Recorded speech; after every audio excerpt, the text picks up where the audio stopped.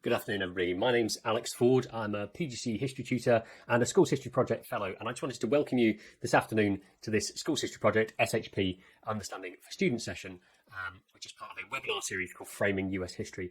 Hopefully you are here because you want to know a little bit more about 19th century American history and beyond, and I know many of you have studied US history, particularly 19th century US history, either at GCSE or maybe at A-level. So this series is really set up to think about the way in which we've received a narrative of US history in UK schools. And we're going to be thinking about the stories your textbook didn't tell you. And I'm saying this from a kind of inside perspective as one of the people who's written a textbook on this, and thinking about, having written that book 5 years ago, some of the things maybe I've thought about and learned since that maybe I wish had been in that textbook myself. So what are the aims of this? Well, hopefully it will help you to develop an understanding of US history beyond the GCSE. Hopefully this will prepare you also for future study. I know this has been a very strange couple of years in terms of history study. So if you're going on to study at A-level, maybe you're studying at university, maybe you're about to begin a personal study in year 13, some of the things that we're going to cover over the course of this webinar series will help you to prepare for thinking about the ways in which history is constructed and thinking about how history works, how historians work, how that impacts the kinds of narratives we receive about US history.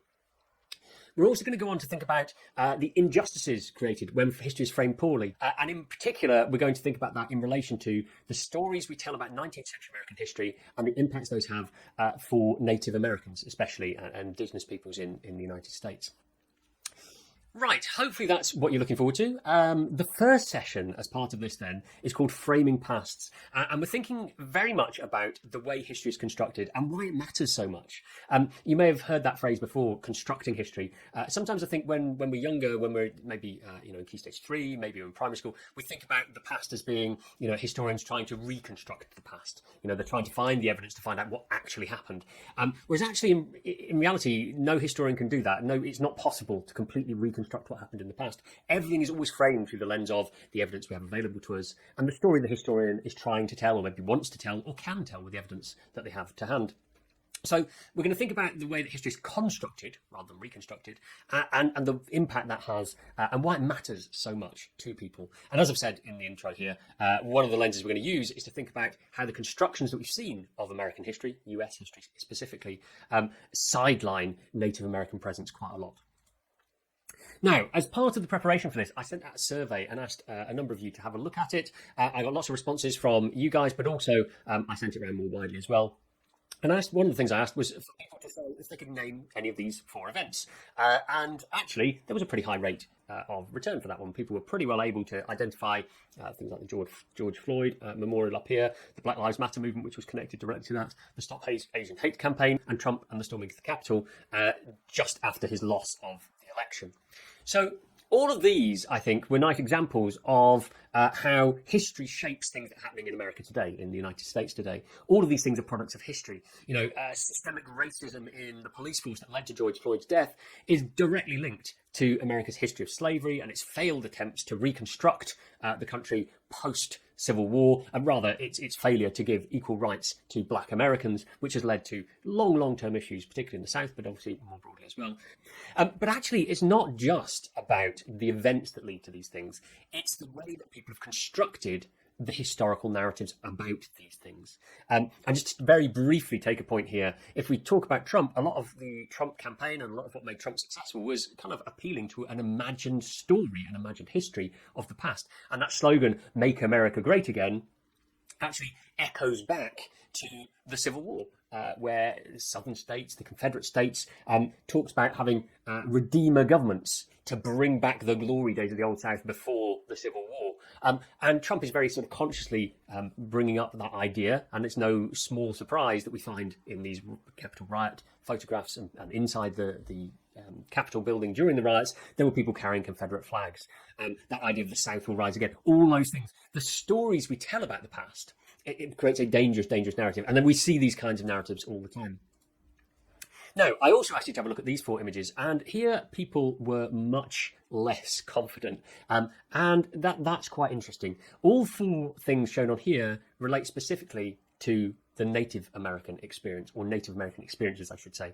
So very few people could identify what any of these protests were about. Those who could were, able to talk a little bit about the bottom right, which is related to raising awareness about missing and murdered Indigenous women, which is kind of hit the headlines a little bit more this year than maybe in previous years, and we'll get onto a little bit about why that is later as well. But the other three people were not able to identify. So just very briefly for you, at the bottom left, we've got a protest against uranium mining and extractive of uranium mining. At the top left, we've got the Not Your Mascot campaign, which was a campaign, a whole series of campaigns launched against schools and sports teams who were using stereotyped and quite offensive images of Native Americans as part of their logos or mascots or team image, or even team names sometimes. At the top right, you can see we've got a whole group of people protesting the building of an oil pipeline from Canada. It's called the Dakota Access Pipeline. And the people who are protesting this are kind of saying, well, this is damaging to wildlife, it's damaging to the environment, but also it runs very close and was deliberately rerouted actually near Native American held lands. So the Standing Rock Reservation. And so we had a whole range of people from Native American tribes across the United States and wider as well, coming to Standing Rock Reservation to protest this and say, look, you can't build this pipeline here. It's a risk to our people on Standing Rock Reservation. It risks the water, it risks the landscape, it risks wildlife, and it risks human life. And in response, the state and private security firms descended on the protesters, and there were several violent clashes against unarmed protesters. But none of these things, despite the fact they're pretty large events, really go seep into the consciousness of people outside of the immediate regions, and particularly in the UK. I think they've really gone under the radar. So why is that? Well, I think it comes back to this idea of narratives. So there are narratives about Native Americans, which lots of us have absorbed through the things we've read, seen, heard, that create a dangerous silence around issues for a whole range of Native American peoples today. So let's start with what our narratives about Native Americans might actually be. And again, this was part of the survey I sent out. I asked people to think about that term, Native American, and what came to mind. What kinds of things did they come up with? And I think there were a number of interesting things that came out of it. Some people clearly knew quite a lot. However, the kind of general trends were these two, I suppose, big takeaways. Number one, when asked about Native Americans, lots of people came up with what I would call the 19th century stereotype of Native Americans. Some of these words in the middle here, two particular groups of Native Americans came up quite a lot, the Cheyenne and the Lakota. That concept of living in tribes, buffalo hunting, hunter-gatherers, all these kinds of typical stereotypes came through. And what's quite interesting about that is that they are views of Native American life that are very, very localised. So they belong to a small selection of Native American peoples who live in one particular region, Plains, and the Northern Plains at that, in this case. But also, they're stuck very much in the 19th century. So that kind of image on the bottom left there is kind of what I think most people are picturing. So there's a kind of problematic thing there about the kind of image we think about immediately being 200 years old when we think about Native Americans, or lots of us anyway. Secondly, is the exact same point, I suppose, that it's stuck in the past, i.e. Native Americans, we have to think in the past because they don't exist any longer. When asked how many tribes there are or Native American nations there are in the US today, recognised in the US today, 77% of people who responded said there were probably fewer than 100, and about 50% said fewer than 30. The same with population. So the rough population of Native Americans in 1900 in the US was about 250,000. Most people said, 77% said there would be 50,000 to 70,000 Native Americans remaining, or fewer.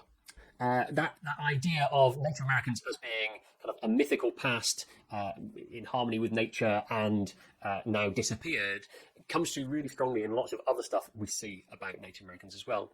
This is British historian Niall Ferguson. He talks here in a piece for The Guardian back in 2011 about the Europeans going to North America and his thoughts on that. And he makes this point. He says, it's hard to make the case that the world would have been better off if Europeans had stayed at home. It doesn't work for North America, that's for sure. I mean, I'm sure the Apache and Navajo had all sorts of admirable traits, but had they been left to their own devices, I don't think we'd have had anything remotely resembling the civilization we had in North America today. So he's kind of got this horrendously racist view. I'm going to say, number one, I'm going to put that front and centre, about what it means to be Native American. But he's also got this idea that somehow Native Americans are uncivilized versus white European civilization. And equally, that they kind of don't matter to the story of America. And that is a really problematic place to be. And so you can start to see already why modern issues for Native Americans maybe are less known about. We can see that in other places as well. There is a hidden historical narrative here. This, on the left-hand side, the text here, is Joe Biden's inaugural speech after being elected. He says, "We answered the call of history. We met the moment. Democracy and hope and truth and justice did not die on our watch but thrived. America secured liberty at home and stood once again as a beacon to the world." Now, what's the hidden historical narrative there? Well, if you think about it for just a moment, it suggests that there is this very democratic, hopeful, truthful America that brings justice to the world, and a prime example of truth and justice and all these things. And yet, to say that, you have to ignore the fact that in order to become a nation, the United States had to forcibly remove millions of Native American peoples from lands they had lived on for generations, for millennia in some cases, and pursue a policy which ultimately forced them, as some people have talked about earlier, onto reservations, forced them to try and give up their culture, forced them to either accept living in the United States as non-citizens initially, or pursued them to the point of death through the use of the army, through the pursuit of genocidal tactics, which we will get onto later. So there's a hidden narrative, even in Joe Biden's electoral speech, about what America was, just like there is in Donald Trump's narrative of what America was. And we've got another example here from CNN's news anchor Rick Santorum, who said very recently, actually, that Native Americans effectively made no contribution to the creation of the United States. He talks about, we birthed a nation from nothing. There was nothing here. Yes, we had Native Americans, but candidly, there isn't much Native American culture in American culture. So he glosses over here the continued existence of Native Americans, first of all. He glosses over the actual influences of Native Americans, and there's lots of research to suggest that things like the Iroquois Confederacy had a huge impact on the way that the United States designed its constitution, its government system. But also just that idea that we can forget about Native Americans, that they no longer matter because in this kind of narrative we've absorbed, they don't really exist. They don't really count. And we see it in other things as well. I don't know how many of you have watched the musical Hamilton, which is about the foundation of the US. It's a really interesting take, and it's missing a couple of things. Number one, it's often criticised for missing references or major references to slavery and enslavement. But secondly, it's really missing any reference to the indigenous peoples who lived in the United States, in the land that the United States now occupies at the beginning. And so there's this kind of forgetting, this amnesia about Native American presence, both in the past, what was done to Native American peoples in the past, but also their continued existence in the present. So let's have a look at dispelling some of those myths for a minute, because I think this is really important. If we look at a map of the United States, you'll see one of those things that we talked about earlier, reservations feature quite largely. Anything outlined in orange there is a specifically set aside area of land known as a reservation. And you can see there are actually quite a lot of them throughout the United States. Some are very large, the size of small European countries in some cases. Some are relatively small, but they're all much smaller than the original lands held by the groups of people to whom those reservations belong. So you'll see actually Native Americans still exist across the United States. And if you look at the population percentage, the dark green areas you'll see are areas where larger numbers of Native Americans live. So you can see there is not any areas really in the United States where there is an absence of Native American presence. There are Native Americans across the United States. There are, of course, larger concentrations in some areas. It's no surprise to find in Oklahoma, for example, that there is a large number of Native American population there, but equally spread out much further as well. So what do we know about Native Americans in the United States today? Well, we know that far from being a dwindling population, they are a growing population. There are 5 million plus registered Native American peoples living in the United States. So 5 million is more than the population of Scotland. It's more than the population of Wales. It's more than the population of Ireland, Denmark, 25 other European countries. It's more than their population as well. And of course, those numbers are likely higher than the actual formally registered numbers. There are 574 registered tribes recognized by the United States. So far from being, 70 or fewer, or 30 or fewer, as many people thought, there are 574 recognized tribes. And some of those, admittedly, are very small, but others are really large. The Cherokee have around 400,000 people. The Diné, or the Navajo, have around 400,000 people, have just become the largest tribe in the United States. And those peoples speak over 160 different languages. Now, compare that to Europe, where, Europe is a pretty diverse place and speaks, maybe 30 odd languages, I would have said. Don't quote me on that, but it's not anywhere near 160. And yet we see Europe is incredibly diverse.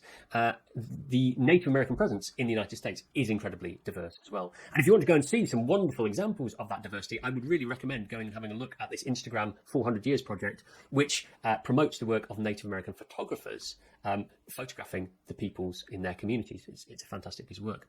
And also we find that Native Americans occupy positions in all kinds of walks of life. So that's everybody from right at the very top. Deb Haaland, who under Joe Biden was sworn in as the Secretary of State for the Interior, and is the first Native American to hold that post, right the way through to, we've got Sean Sherman here, who's known as the sous chef, and he runs the Indigenous Kitchen, which is a restaurant, but he also writes books about cooking. We've got the author Louise Erdrich here. We've got Amber Midthunder, who is an actress and was starred in Roswell and a number of other films, and TV programs as well. And of course, we've also got active governments within the United States. So lots of the reservation nations, such as the Cherokee, for example, are doing their own things. So the Cherokee have been sending materials to support India in the COVID-19 outbreak, for instance. And nearly all reservations will have some kind of tribal government set up, which will be doing its own thing to manage its own affairs. So this is a really diverse picture. I really want to emphasize that here. We also talked about reservations, and it's absolutely true that a percentage of Native Americans do live on reservations. And those reservations are places of community. They're places where, families live and children live and communities work together and traditions are maybe upheld. And there's a whole range of wonderful things that happen on reservations. These are all photos by Aaron Huey, taken on a photographic project in Pine Ridge Reservation, which is Oglala, Lakota, and is linked to, if you're interested, Crazy Horse. It comes from the Oglala Lakota nation as well. So these are his people. So you can see some wonderful images here, but actually only 22% of Native Americans live on reservations. The vast majority of Native Americans live in cities, not on reservations at all. And of course, others are scattered across the country and internationally as well, of course. And it's probably fair to say also that tribes and nations vary quite a lot in their size and their wealth. So some places like Pine Ridge are incredibly hard up. And that's partly due to the size of Pine Ridge Reservation or Standing Rock, for example. But also lack of investment, lack of opportunity, lack of work.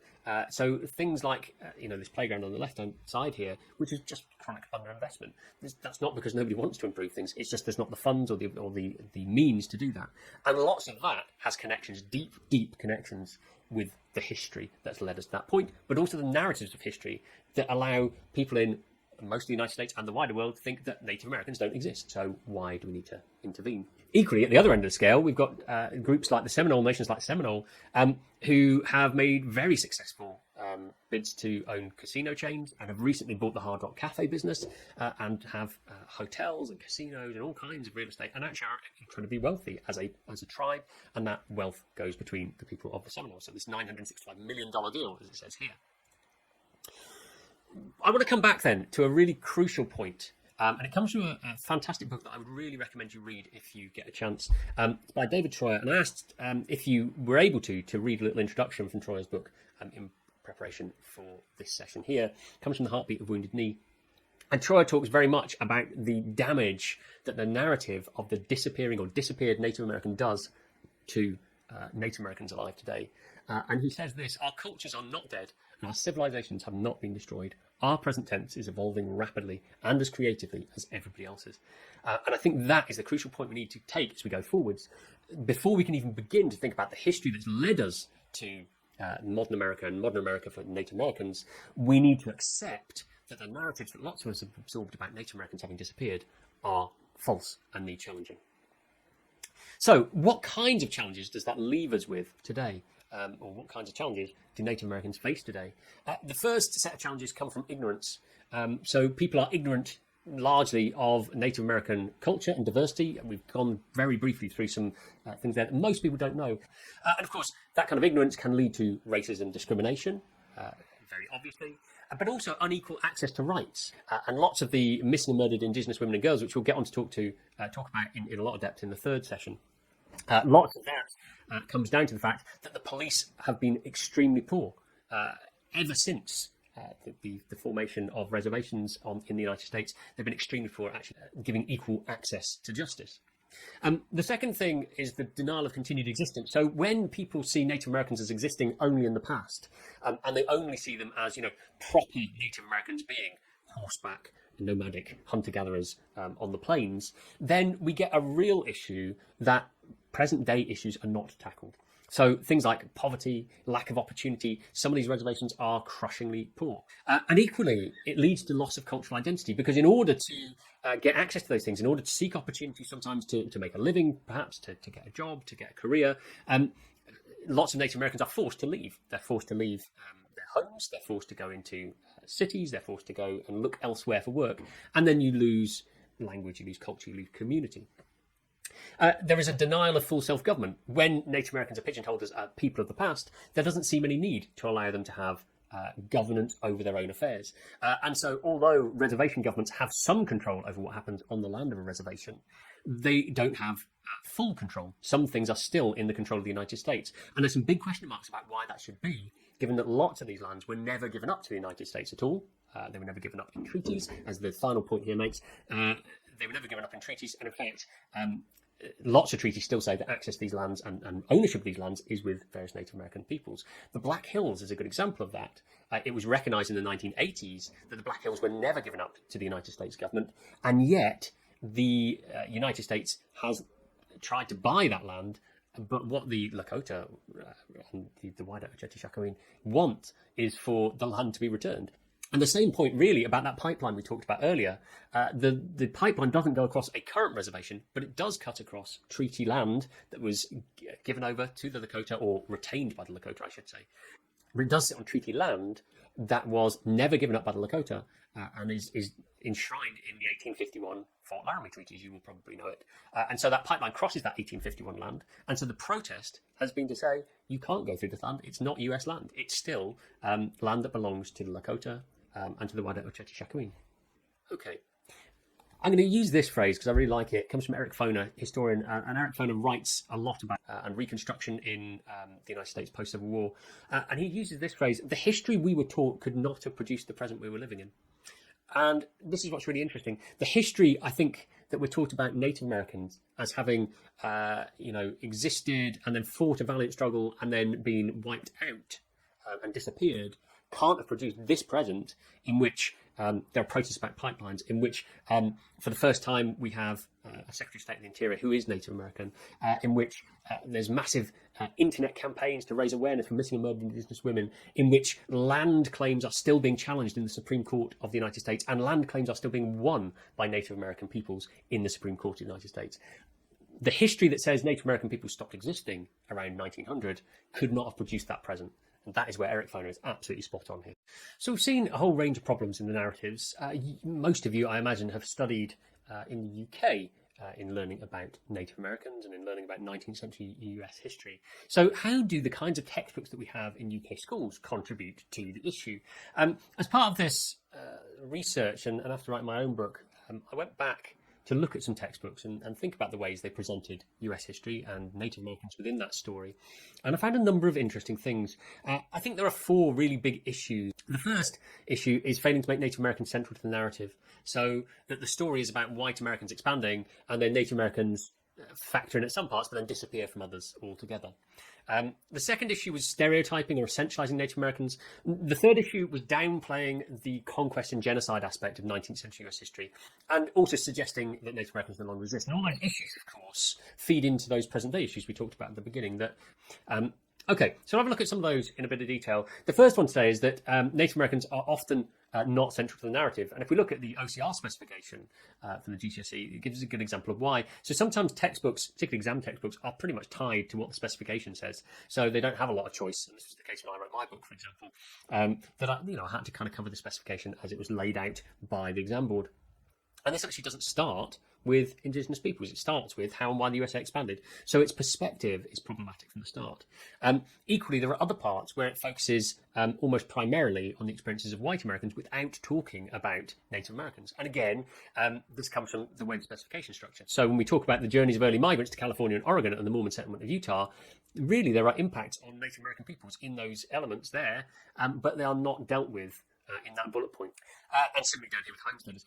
And the other problem in these as well is the way in which some of these things are framed. So sometimes Native Americans are made central to the narrative at the wrong points. So if we have a look here in both of these examples, and it's also true of the AQA specification, we get conflict with Plains Indians, the Little Crows War, for example, the significance of Red Cloud's War. And again, we've got Little Crows War and Red Cloud's War. Now, this time, Native American people are made central. It's Little Crows War and Red Cloud's War. And yet, that makes them appear to be the aggressors. When, we're talking about peoples whose land has been invaded, people have come into this land, and therefore conflict ensues, but the conflict doesn't come from Little Crow and the conflict doesn't come from Red Cloud, even though they are leaders in those particular conflicts. It's much more common now in the histories written about this period to talk about the Dakota War, for example, with Little Crow's War. It's much more common to talk about, say, the Bozeman War, the Powder River War, to talk about this one here, Red Cloud's War. So there are all sorts of problems with some of this framing. Equally, we see the references to people in here so journeys of early migrants in here.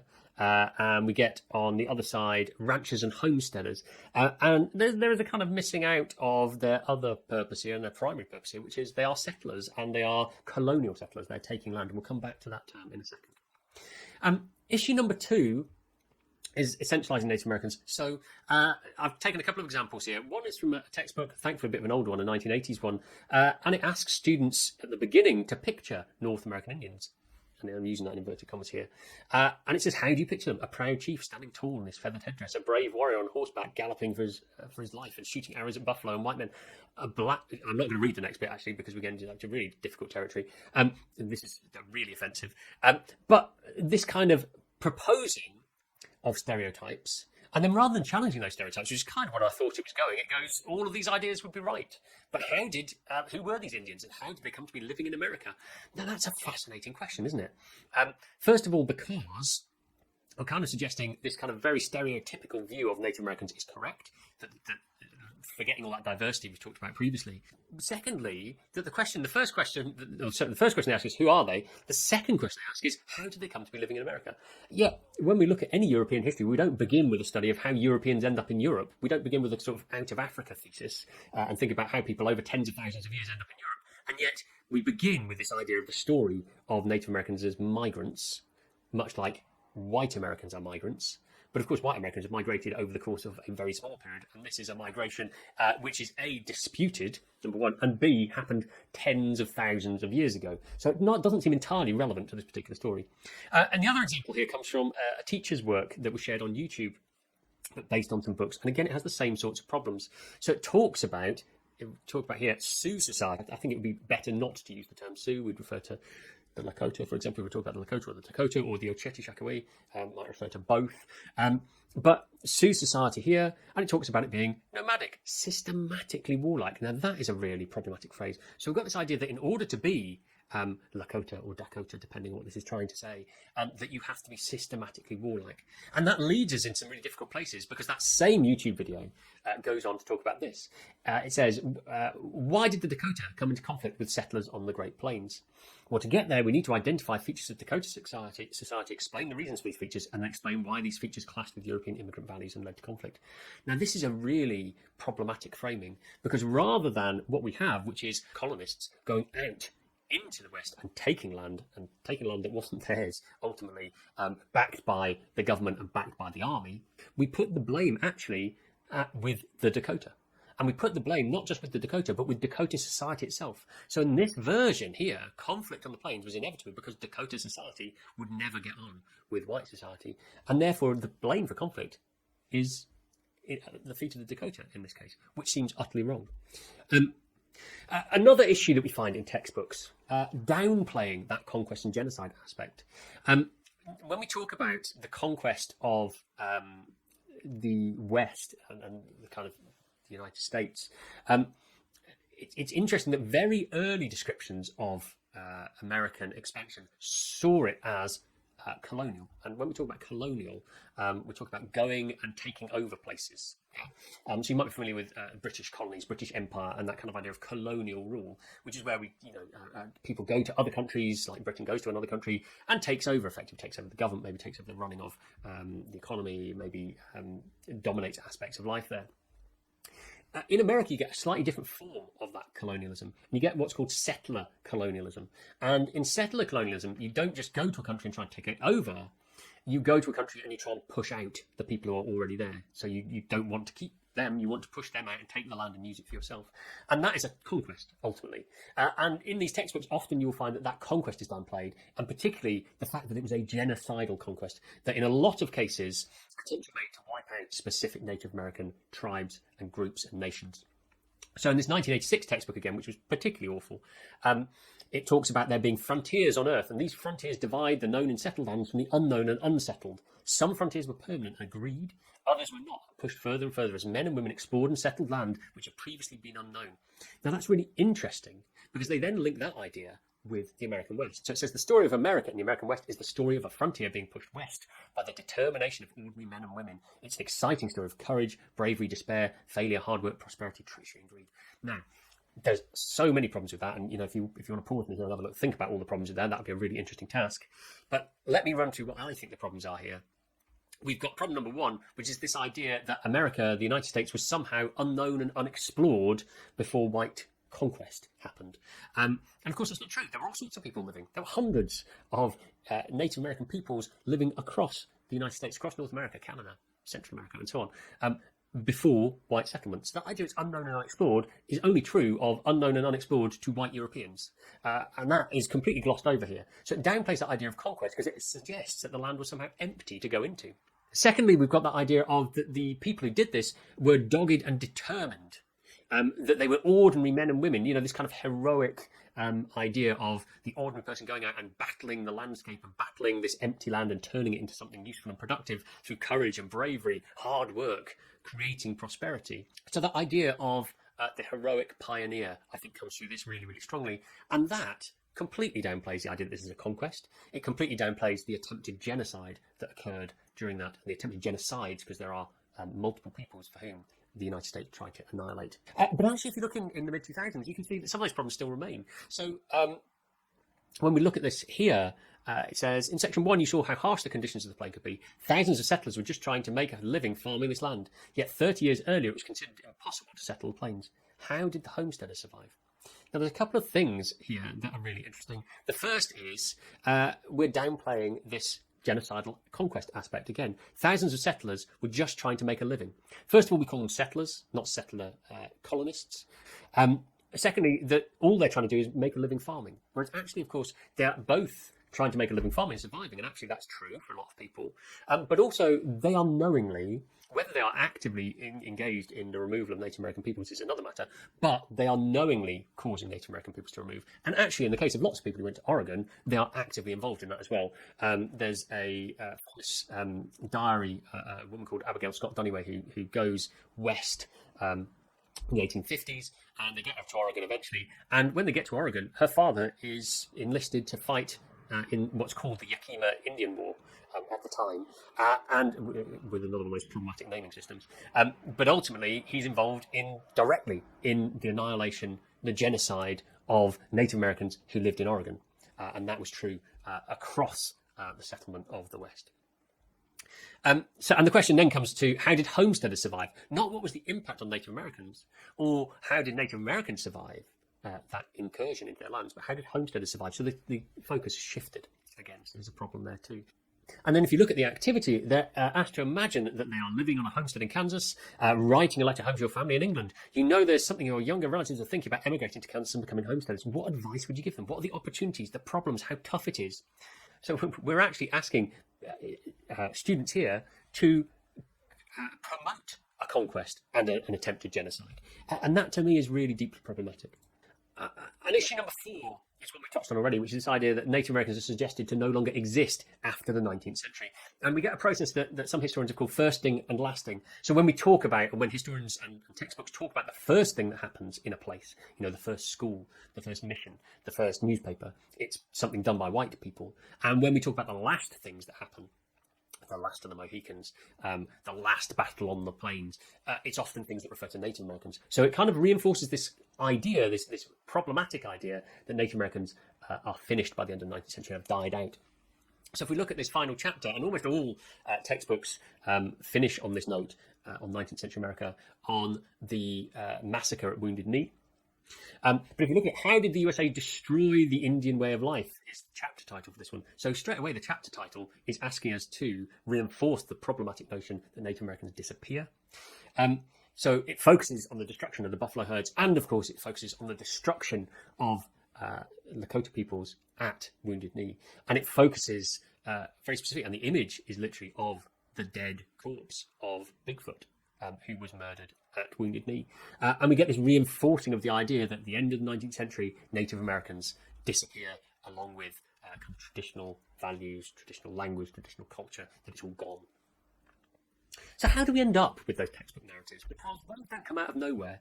There's a whole range of things that I think we need to consider. The first one is the purposes of the author. Authors always set out to write a particular type of book, and they'll have a purpose in doing that. For lots of textbook authors, there's often a purpose that is going to be around delivering GCSE content, but actually there will be other purposes that go into there as well. And those will determine what they end up writing about. There's the issue of accessibility versus complexity. You can't make a GCSE textbook overly complex.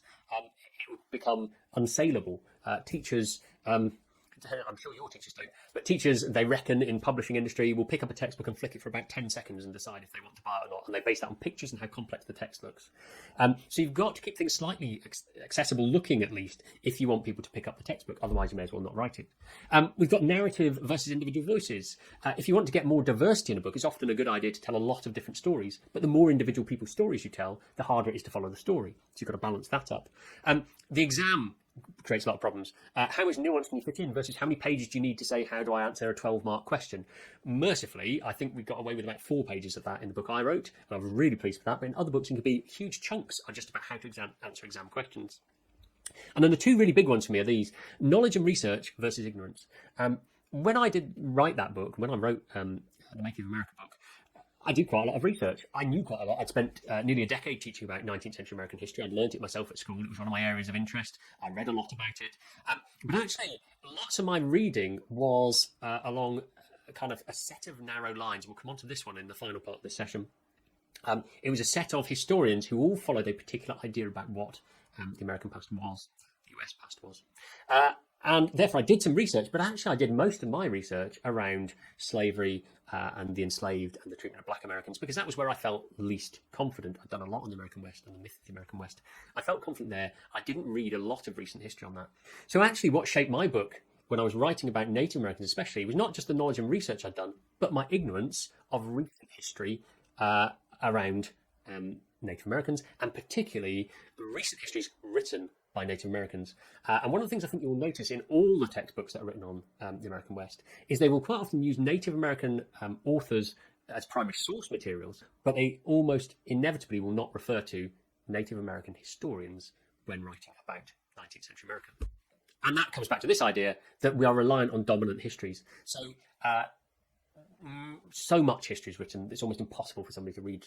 It's impossible for somebody to read all of it. And even if you're a specialist in 19th century American history, you'll still spend most of your waking hours reading the books that have been published if you want to stay abreast of the field. So actually textbooks end up being shaped by dominant histories. And dominant histories are the ones that are the most popular. They tend to not be the most complex, but they tend to be the ones that end up on Waterstone's bookshelves, the ones that people will pick up quite often.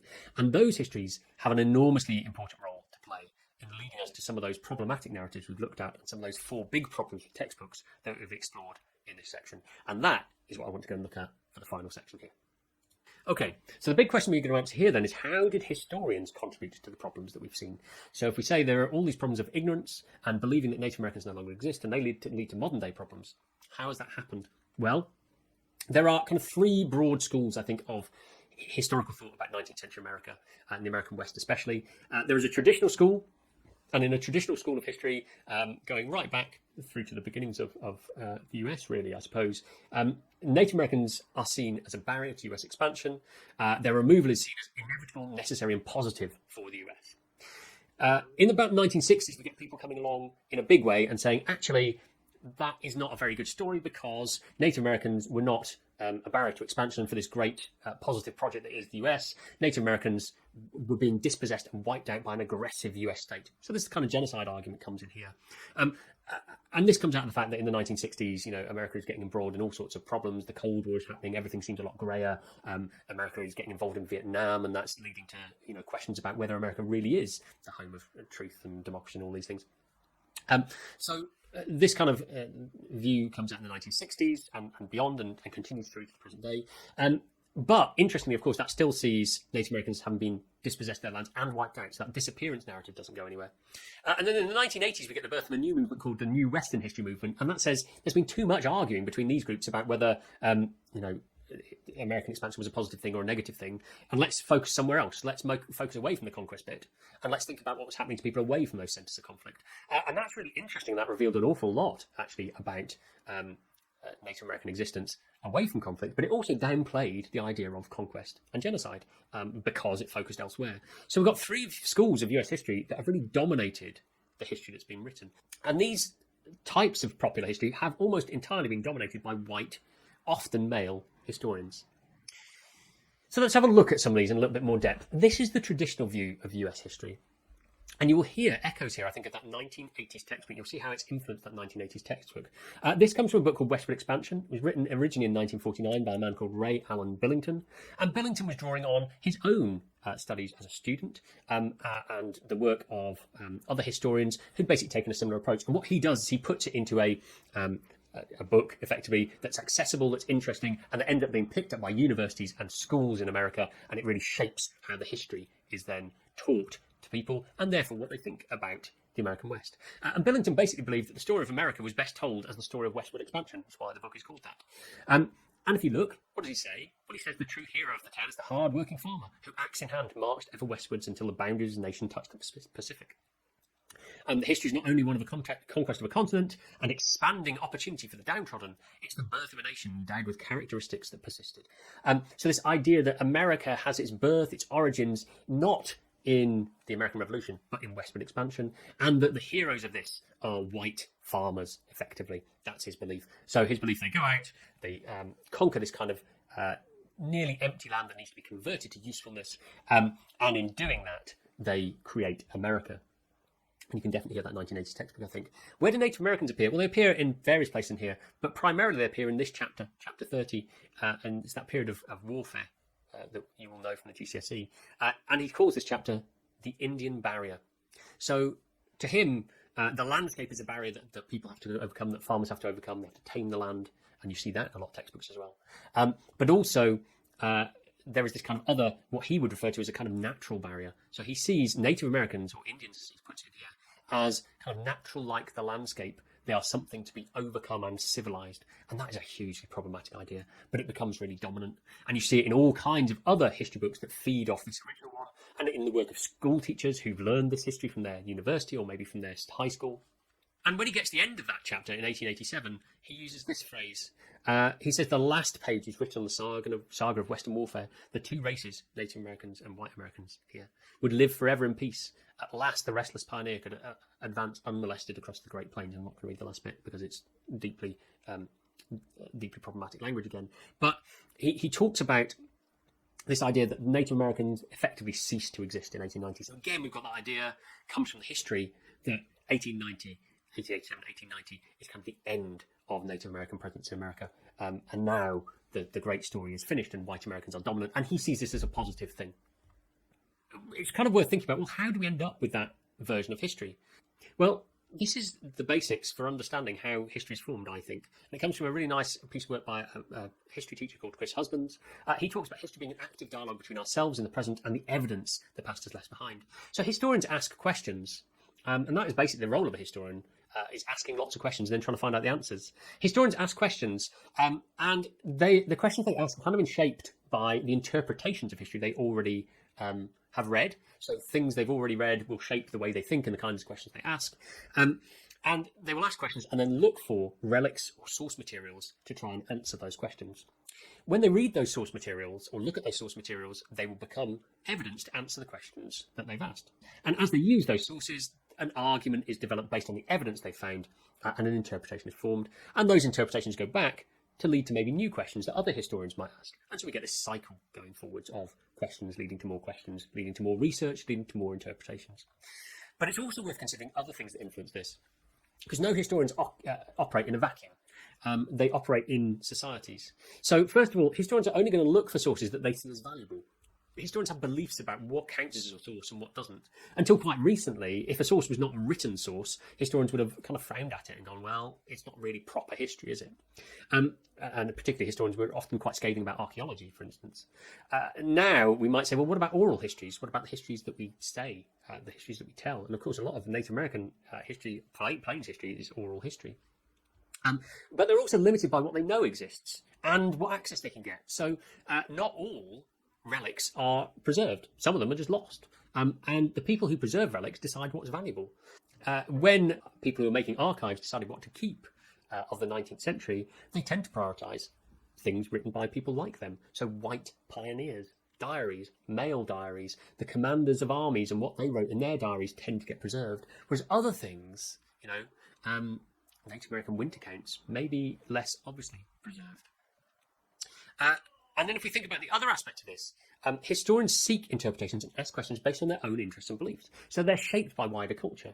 The kind of things around them determine what kinds of questions they're going to ask and what kinds of things they will look for. And it's no surprise that since the Black Lives Matter protests became a huge thing last summer, we've seen a sudden explosion in other historians asking questions about black presence in the United Kingdom, for instance. That's come out of the context of the time. And of course, now publishers see that people want to read about that. They're more likely to ask a historian like that to write a book. So if we have a look at Billington here, and we think about how do those things happen, well, Billington was interested in particular questions. He was interested in questions like, what makes the United States unique? And he talks about this in his introduction. He kind of sets out what he set out to do. And why was the US so successful in spreading its civilization, in inverted commas? And he's writing this in 1949, just on the back of the Second World War, just on the back of the beginning of the Cold War. So he's kind of interested in this question of how has America got to this point where it's a world superpower? And therefore his questions really are around that, American uniqueness and American success, and that being a positive thing. In doing that, he looks at sources that are mainly white and mainly male, because he's interested in the hardworking farmer who spreads westward. And actually, lots of the sources that remain are, and preserved, are men's accounts of what happened, and they're almost exclusively white accounts of what's happened. And therefore, he unifies that with his own beliefs anyway. So his own belief in, and you can read this in his work, if you read the work, you can see this coming through quite clearly, that white European civilization is superior, and that civilization of the landscape and of peoples is a positive. You can see that in all the things he writes, really. Because he's got this kind of underlying belief, it's no wonder that it leads him to argue that the heroes of the story are white males, that opportunity is given to the downtrodden because he's only viewing white male farmers who kind of would have been downtrodden in maybe other societies, European societies, that they are successful, and that Native Americans kind of disappear as part of this civilizing process, in inverted commas again. Now, if we look at the revisionists, in the 1970s, we talked about a revisionist narrative starting to spring up. They ask quite different questions. So this is D. Brown, and D. Brown has probably done more to influence the history of America, the history of the United States in the UK than anyone else, I think. Bury My Heart at Wounded Knee has never been out of print since it was published. Millions and millions of people have read it, and it really influences how they think. And D. Brown said that narrative that Billington and others like him were telling was wrong. It was basically wrong because it saw American expansion as this great positive experience. And he argued, well, hang on, that was at the expense of the people who lived here before. And so what D. Brown sets out to do is write a book that rebalances that history, deliberately sets out with a different set of questions. And he sets out with these ones, kind of how did the USA come to dominate the American West, and how were Native Americans defeated? And he basically argues that that's a genocide. He therefore broadens his sources. He looks at a mixture of Native American and white sources, so he uses those written accounts, but he also uses some of the oral histories that he learns through speaking to various Native American peoples. And his beliefs are fundamentally that the US was genocidal in its policy, and therefore it was always going to clash with Native Americans because it had this genocidal approach, and it had this approach that wanted the land, and therefore the clash was going to happen. But he also has problems deeply embedded. So he talks here about this being an incredible era of violence, greed, audacity, sentimentality, undirected exuberance, and an almost reverential attitude towards the ideal of personal freedom for those who already had it. And it's really interesting. He's writing around the same time as the Civil Rights Movement for Black Americans in the 1960s, beginning of the sort of through the 1960s into the 1970s, and Civil Rights Acts and so on. During this time, the culture and civilization of the American Indian was destroyed. And this is where D. Brown is really problematic, because although he says, let's look at the fact this is a conquest and let's look at the fact this is an attempted genocide, he basically argues it was successful and Native Americans ceased to exist in 1890. And so he actually contributes to a lot of the same problems, despite his intent to rebalance the narrative. And part of that problem is that, to my mind, he doesn't consult enough with Native Americans who are arguing, no, we still exist. And of course, there is a huge Native American movement at this point to say we still exist and we still deserve rights and we still deserve the land that was taken from us. And actually, just on that genocide point, I suppose, you might like to pause me and reflect on this a little bit, just because I've used the word genocide, and I think it's a big word to throw around without much proof. This is from the UN Convention on the Prevention and Punishment of the Crime of Genocide, which was developed post-Second World War to punish the perpetrators of the Holocaust and prevent it happening again. And if you think back to the experience of peoples like the Lakota, and you think about the things that happened here, killing members of the group, that definitely happened. Causing bodily or mental harm to members of the group, definitely happened. Deliberately inflicting on the group conditions of life calculated to bring about physical destruction in whole or part. Reservations were badly managed, and that led to this. But equally, some reservation agents had a deliberate, and some government officials had a deliberate attempt to subjugate, to create weakness in Native American cultures so that they could be assimilated or removed. That was a deliberate attempt. Imposing measures to prevent births within the group was definitely practiced. And actually, Native American women, there was a huge scandal in the 1970s when it turned out that Native American women going for routine operations were often being sterilised at the same time to prevent them from having children. And forcibly transferring children to another group.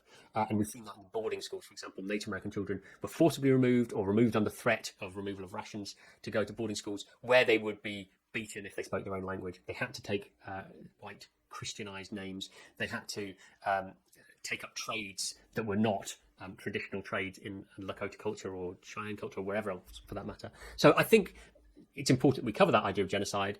And so actually, in relation to many, many Native American nations, genocide is the right term to be using here.